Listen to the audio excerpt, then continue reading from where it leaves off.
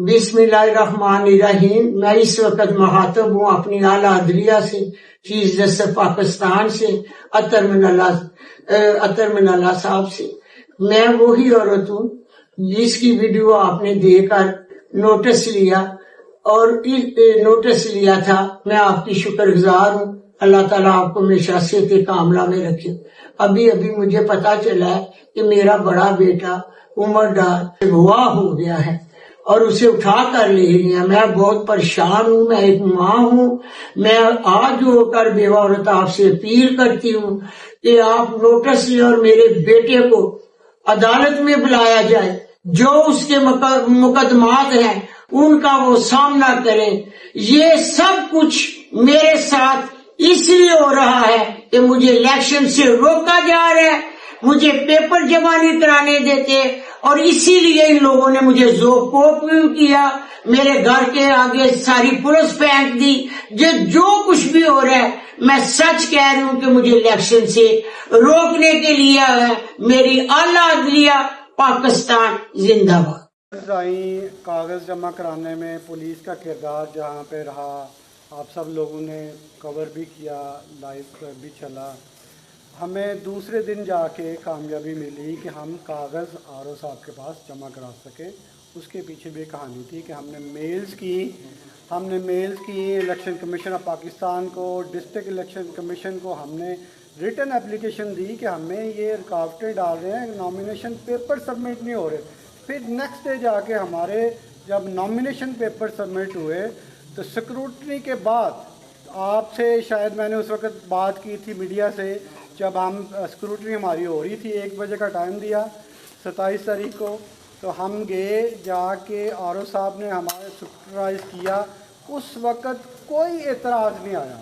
कानून ये कहता है कि टाइम ऑफ स्क्रूटनी आपने एतराज़ करना है, लेकिन आप आरओ साहब के ऑफिस के बाहर भी जाके देख लें, सवाए हमारे कैंडिडेट रेहाना डार साहब के अलावा कोई नोटिस चिपसा नहीं है। सिर्फ ये है कि इस पे कोई इतराज़ है तो आज 27 तक शाम तक दे जाए। 4 बजे और रूबा उमर का सिर्फ 2 का नोटिस अवेदा किया है, हालांकि कैंडिडेट 32 के करीब है 71। अब जब हमें 4 बजे उन्होंने कहा जी आपको रसीद देंगे एक्सेप्टेंस की या नॉन एक्सेप्टेंस की, जो भी उनका डिसीजन था। 4 बजे एक ख्वाजा आसिफ का वो टाउट कह लें, करिंदा कह लें उसको, वो पूरा सियालकोट जानता है कि उसका नून लीग के साथ क्या ताल्लुक है। सोशल मीडिया पे उसके ख्वाजा साहब के साथ कैसी तस्वीर आती है। उसने पहले भी उस्मान डार के ख़िलाफ़ और उनकी फैमिली के ख़िलाफ़ एंटी करप्शन की एप्लीकेशन दी। वो एक एप्लीकेशन लेके आ गया। उन 2 मेन एतराज़ात थे। एक तो वीआईपी वेयर्स का, उन्होंने कहा जी कि सोशल सिक्योरिटी के कुछ रकूम इनके बकाया जाते हैं। बेसिकली होता ये है कि हर महीने सोशल सिक्योरिटी की जमा होती है, जो भी इनके वाजबात होते हैं, उनके पास सालाना ऑडिट होता है। उसमें जो कमी बेशी होती है वो एंड ऑफ ईयर जमा होता है। हमारे पास नवंबर तक की रसीदें मौजूद थी। हमने आर ओ साहब को कहा कि ये नवंबर की रसीद है, दिसंबर अब ख़त्म होगा तो फिर हम जाएंगे जमा फर्दर करो। नहीं जी ये आपका डिफ़ॉल्ट है। ये मैंने कहा डिफ़ॉल्ट में नहीं आता। बहरहाल फिर भी हमने वो सोशल सिक्योरिटी डिपार्टमेंट से क्लियरेंस का सर्टिफिकेट दे दिया। ये एक पॉइंट था जिस एतराज़ था। हमने सोशल सिक्योरिटी डिपार्टमेंट का 28/12/2023 का क्लियरेंस सर्टिफिकेट दे दिया वीआईपी वेयर्स के हवाले। दूसरा एतराज़ था कि इन्होंने एक ज़मीन 2014 में एक मुबैना इंतकाल के थ्रू ख़रीदी, जिसमें रेहाना डार और उमर डार का जिक्र, ठीक है। वो आपने कंसीलमेंट इफेक्ट किए, हमें बताया नहीं है, मतलब असासों में शो नहीं किया।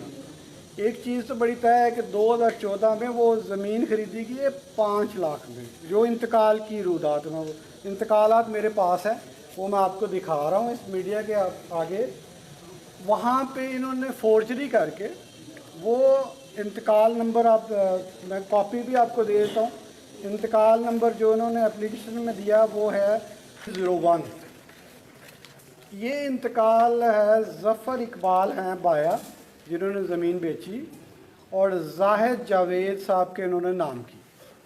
2 कनाल का इंतकाल है, 5 लाख के बस। ठीक है जी, ये मीडिया को मैं दिखा रहा हूँ, ये इसको फोकस करें, ये देखें जाहिद इकबाल बाया।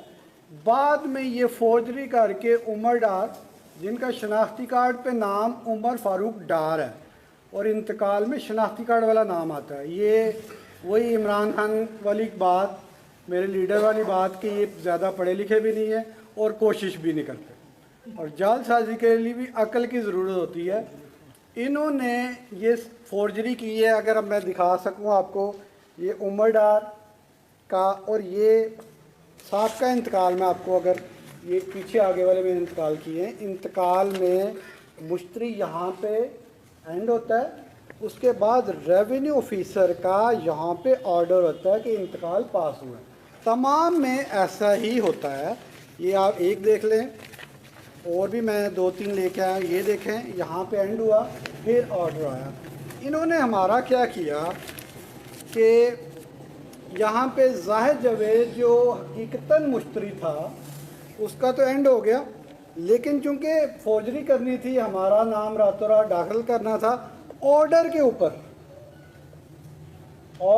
ऊपर रेवेन्यू ऑफिसर के ऑर्डर के ऊपर हमारा नाम फौजरी करके लिखा गया, और फिर यहाँ पे इनिशियल उसके साइन हो गए कि मंजूर शुद।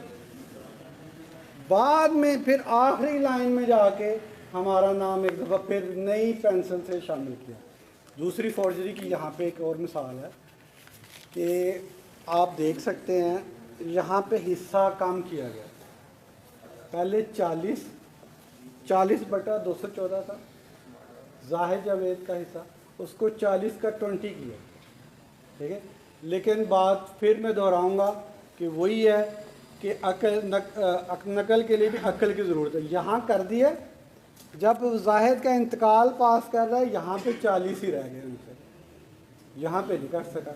और इंतकाल की बैक साइड पे जो हमें दिया गया इंतकाल, अटेस्टेड कॉपी मेरे पास, बैक साइड पे यहाँ पे ना रिहाना, ना उमर डार, रिहाना इम्तियाज़ का कोई सिग्नेचर, कोई अंगूठा, कोई तस्वीर नहीं है।